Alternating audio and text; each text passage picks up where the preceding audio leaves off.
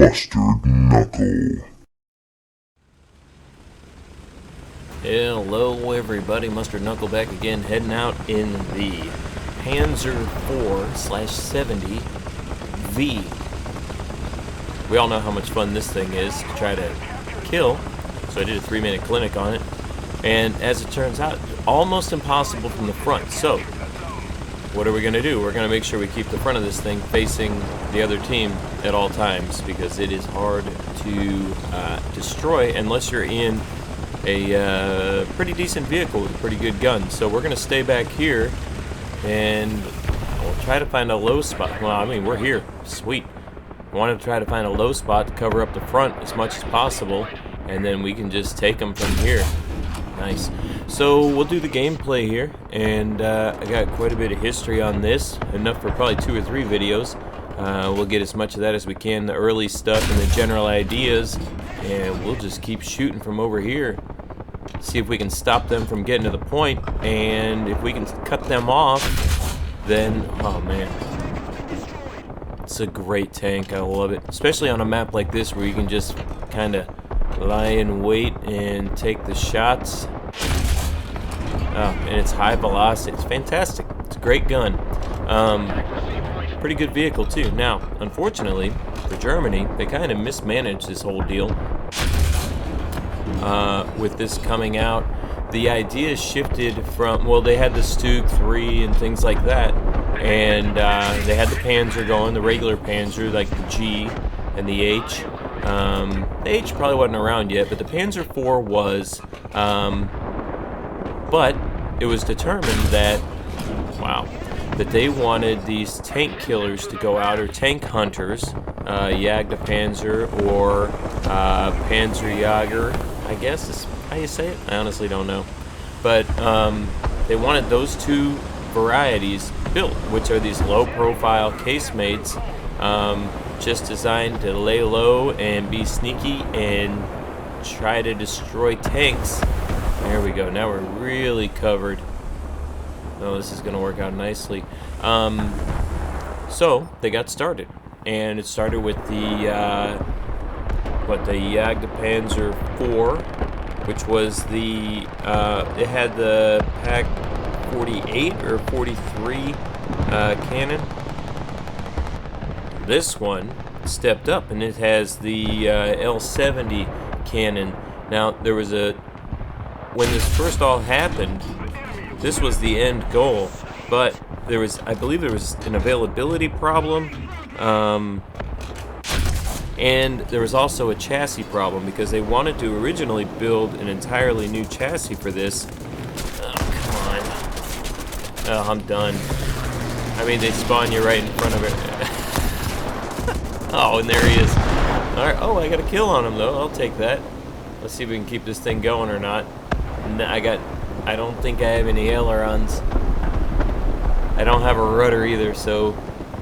Now, if I could run these engines separately, which I know you can, like in maybe RB or simulation, but I'm not messing with that, so we'll just bring it in right here and make a big fireball.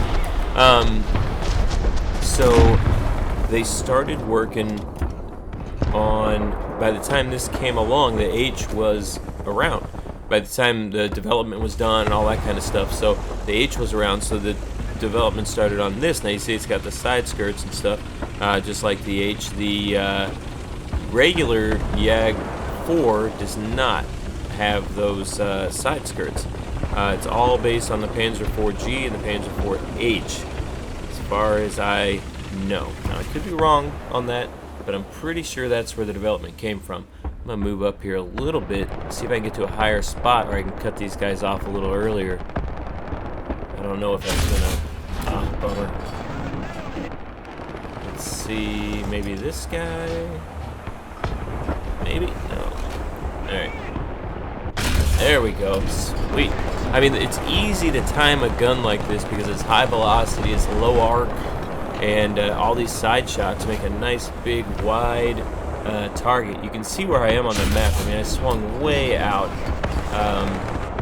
for this exact reason. Now, how often does this ever really work out? Not very often. Normally right there, that would be the kill shot, but on a tank like this, as long as I don't angle that top down to where they can see any of the top and I just show them the front, it's really hard, especially at that range, to get a kill shot on this from the front. So I got to not show them. I don't want to get pointed downhill to where the top of that thing is showing, and I also don't want to give them a side shot. So there we go. Again, another ricochet. Unfortunately, we're not doing very well, though. I mean, I can do this, right? I can cut these guys off, but nobody's capping as of now. And it looks like they got a wall right in front of C, but nobody's moving forward on our team to try to get to C. So we're kind of in trouble. Anyway, back to the history on this. The Jag-4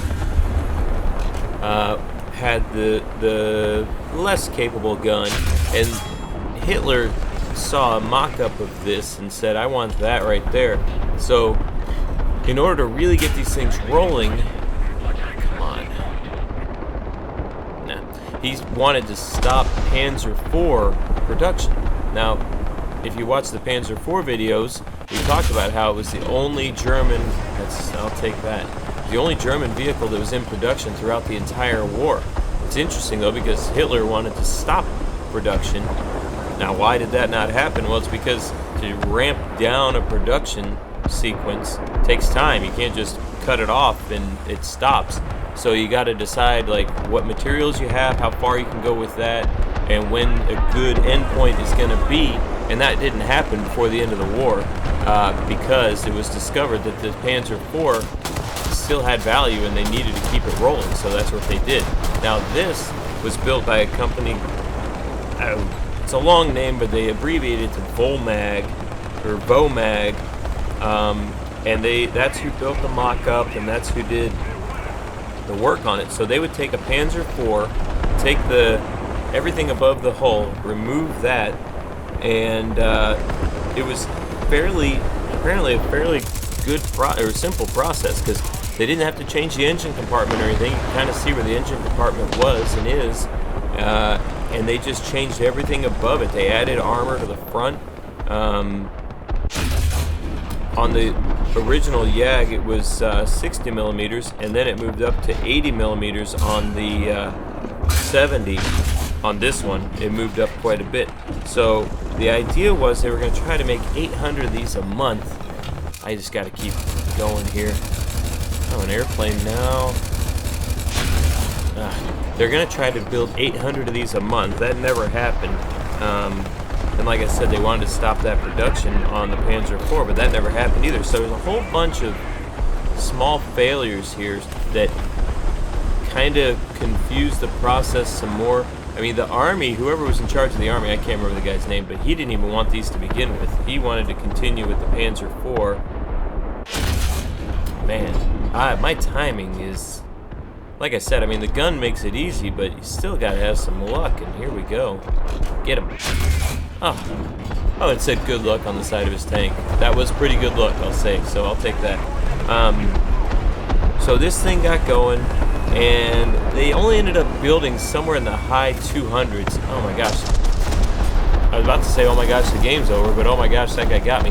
Man, they got all 3 of those points. 10 kills, 1 assist, 2 air targets, and we got ruined. Ugh. I mean, you know, the kind of stuff like that, really, it works well when the rest of the team kind of, you know, moves forward and does stuff. It looks like they kind of all got parked right outside of C and nobody ever really moved up. So, too bad. 10 kills. I mean, that's almost one time through the whole team. So, that's always fun. You can see the 0s and 1s. We had so many guys that got 0 or 1 kill that, yeah, they were clearly bottled up somehow and they were just getting wrecked over there. So, anyway, like I said, there's a lot of material on this thing. So we've gotten basically to early production, and then we'll get into service history after that on the next one with this vehicle. Anyway, guys, thanks for watching. I hope you enjoyed it. Good luck. Have fun. See you in the next one.